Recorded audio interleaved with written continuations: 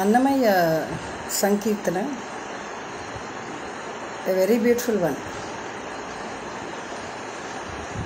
అంటే ఇందులో అతను చెప్తుంది ఏంటంటే, మామూలుగా సముద్రం దగ్గరికి వెళ్ళినప్పుడు అంటారు కదా, ఈ అలలు ఎప్పుడు తగ్గుతాయి, ఎప్పుడు మనం స్నానం చేస్తాము అని చెప్పాను. సో అలలు తగ్గడం ఉండదు, మనం అలలకు భయపడి అయితే మన సముద్ర స్నానం చేయలేము. అంటే సముద్రం ఒక అలల దగ్గరికి కూడా మనం వెళ్ళలేము. సో అలాగానే ఏంటంటే, ఈ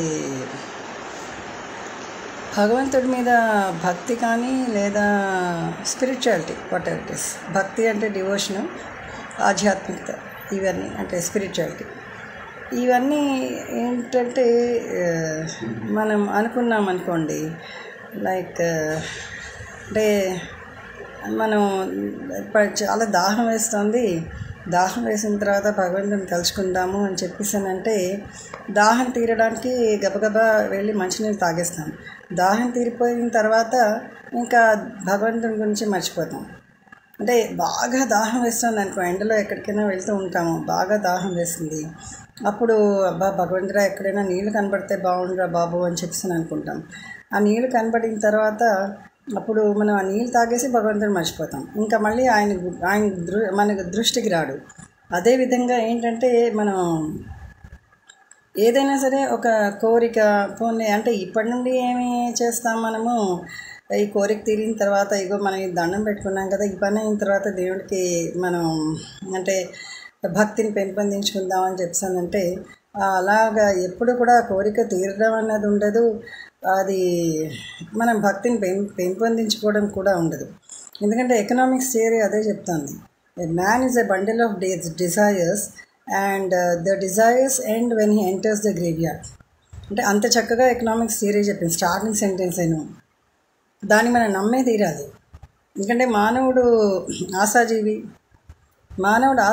తర్వాత ప్రతి క్షణం తనకి ఏవో కోరికలు, ఇది తీరితే ఇంకోటి, అది తీరితే ఇంకోటి, అలాగా మనవలు, ముని మనవలు, ఏని మనవలు, లేకపోతే ఇది అది అన్నీ మనకి పేరు ప్రఖ్యాత ఇలాంటివన్నీ కావాలనే అనిపిస్తూ ఉంటుంది.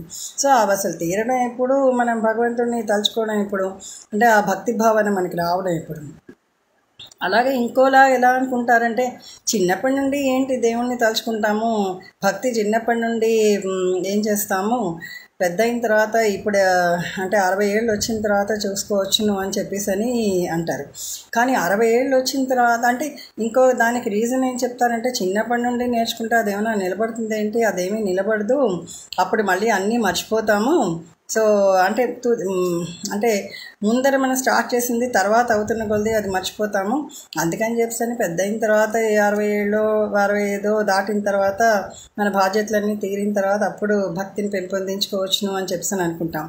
కానీ ఒక్కసారిగా భక్తి అన్నది ఏ విధంగా పెంపొందించబడుతుంది, అసలు ఎప్పుడూ అలా రాదు, ఎప్పుడు రాదు. ఎందుకంటే చిన్నప్పుడు నేర్చుకున్నది మనకి పెద్ద అయిన తర్వాత కూడా అది మనకు కూడా ఉంటుంది, మనతో అంటే నిక్షిప్తం అవుతుంది, మనలో నిక్షిప్తం అవుతుంది. నిక్షిప్తం అయినప్పుడు మాత్రమే అది మళ్ళీ మనం అంటే ఏదైనా కారణాల వల్ల కొంతకాలం సప్రెస్ అయినా సరే నిక్షిప్తం అయితేనే అది మళ్ళీ బయటకు వస్తూ ఉంటుంది, లేనప్పుడు రాదు. ఒక్కసారిగా ఏదో అంటే అన్నప్రాసన చేసిన రోజునే మనకేమో 4 రకాల కూర పచ్చడి పులుసు అన్నీ పెట్టుకుని తినేయాలని చెప్పానంటే ఎప్పుడూ జరగదు. కాబట్టి సో ఈ భక్తి భావన కానీ లేకపోతే ఆధ్యాత్మిక భావన కానీ చిన్నప్పటి నుండి వస్తేనే అది పెద్ద అయిన తర్వాత కూడా నిలుస్తుంది అని చెప్పేసి అని అతను చాలా చక్కగా ఈ కీర్తనలో చెప్పారు. And really it is the naked fact also which we have to accept, because whatever we learn from our childhood, it will retain for a longer time than learning at the age of 15 or 20 years. So because a child's mind will be like a sponge, and whatever the sponge absorbs, it will retain it till we squeeze it. Even in our daily life also, suppose if we put a sponge in water, it will retain it till we squeeze it. If you put the same sponge in ghee or oil or any other liquid, it will retain it till we squeeze it. So in the same way, when this sponge like mind is absorbed in devotion or spirituality right from childhood, automatically it retains it. Because we can't take out the mind and squeeze it. Sponge is a material thing, but mind is not material. We can't take it with our hand. And even though many other things, they cover all these what we have learned in our early childhood, but a time comes when again it springs out with its natural rhythm and splendor. So that's what happens. So this is a very beautiful Kirtana what he said there. Right? కడలుడిపి నీరాడగా దలచువారలకు కడలేని మనసునకు గడమ ఎక్కడిది. కడలుడిపి నీరాడగా దలచువారలకు కడలేని మనసునకు గడమ ఎక్కడిది.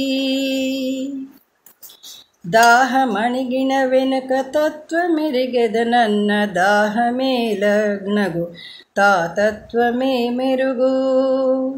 దాహమణిగిన వెనుక తత్వమెరిగెదనన్న దాహమేలణుగు తా తత్వమే మెరుగు. దేహంబులగలయన్ని దినములకును పదార్థ మోహమేలనణుగు తా మొదమేల కలుగు.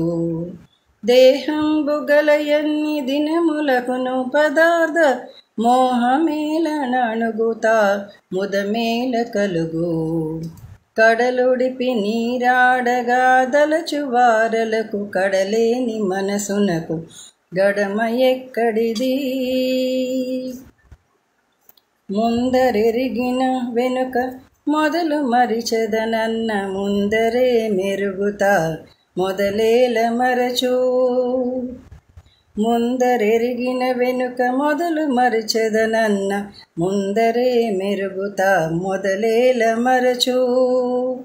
అందముగ తిరువెంకటాద్రీసు మన్ననల కదువెండ్రిగిన మేలు కలనైన లేదు. అందముగ తిరువెంకటాద్రీసు మన్ననల కందు వెరిగిన మేలు కలనైన లేదు. కడలుడిపి నీరాడగా దలచువారలకు కడలేని మనసునకు గడమ ఎక్కడిది.